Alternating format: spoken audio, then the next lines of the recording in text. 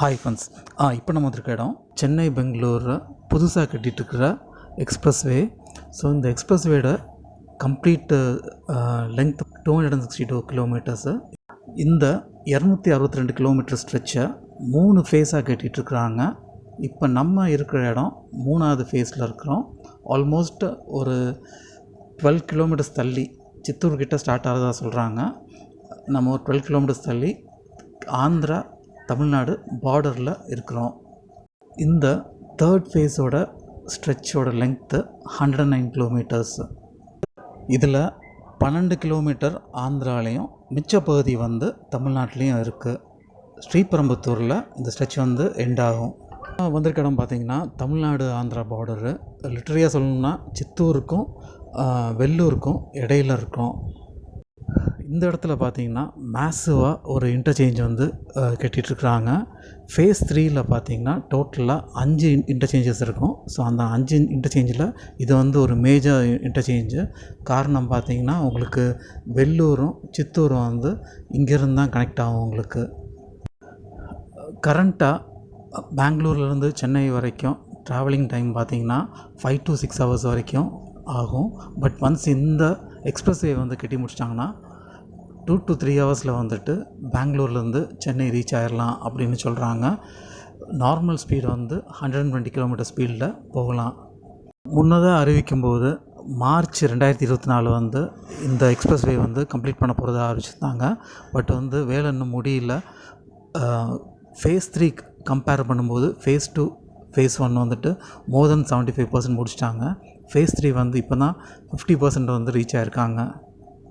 இந்த எக்ஸ்ப்ரெஸ்வே கரண்ட்டாக ஃபோர் வேயாக கட்டிகிட்ருக்குறாங்க. அடுத்து ஒரு 5-10 இயர்ஸில் பார்த்திங்கன்னா 6 வேயாகவும், அதுக்கப்புறம் 10 இயர்ஸில் 8 வேயாகவும் கன்வெர்ட் பண்ணிடுவாங்க. ஸோ அதை கருத்தில் கொண்டு தான் இந்த ரோடு அமைச்சிட்ருக்குறாங்க. அதாவது 8 வேயாக அடுத்த ஒரு 20 இயர்ஸ்க்குள்ளே கன்ஸ்ட்ரக்ட் பண்ணிடுவோம். ஸோ அந்த இதில் தான் அதுக்கேற்றாப்புல தான் இப்போ ஊடால வர ஃப்ளைஓவர் இது எல்லாமே பார்த்திங்கன்னா அது கணக்கு பண்ணி தான் கட்டிகிட்ருக்குறாங்க. பெங்களூர் சென்னை இண்டஸ்ட்ரியல் காரிடருக்கான ஒரு பகுதி தான் இந்த எக்ஸ்ப்ரெஸ்வே. இந்த 262 கிலோமீட்டர் ஸ்ட்ரெச் பார்த்திங்கன்னா 85 கிலோமீட்டர் தமிழ்நாட்டில், 71 கிலோமீட்டர் ஆந்திராவில், 106 கிலோமீட்டர் கர்நாடகாவில் லே பண்ணிகிட்ருக்குறாங்க. மே மாதம் 2022 இந்த எக்ஸ்ப்ரெஸ்வேக்காக ஃபவுண்டேஷன் ஸ்டோன் லே பண்ணாங்க. இந்த ப்ராஜெக்டோட எஸ்டிமேட்டட் காஸ்ட் 16,700 கோடி ரூபா. இப்போ நம்ம நடந்து போயிட்டுருக்கிறது ஹைவே மேலே கட்டியிருக்கிற ஃப்ளைஓவரு. இது ஆக்சுவலாக இன்டர்சேஞ்சு. அடுத்தடுத்து பார்த்திங்கன்னா 2 ஃப்ளைஓவர் இந்த ஹைவேயில் பைசெக்ட் பண்ணுது. ரீசன் என்னென்னா, இப்போ நீங்கள் பெங்களூர்லேருந்து வரீங்க, வெள்ளூர் போனாலுமே நீங்கள் லெஃப்ட்டில் தான் திரும்பணும். அதுபோல் நீங்கள் சித்தூர் போனாலுமே நீங்கள் லெஃப்ட்டில் திரும்பி அதுக்கப்புறம் இந்த ஃப்ளைஓவர் மூலமாக, இது ஆக்சுவலாக சர்க்கிளாக இருக்குது. டெம்பர்ட் ஃப்ளைஓவர்னு சொல்கிறாங்க.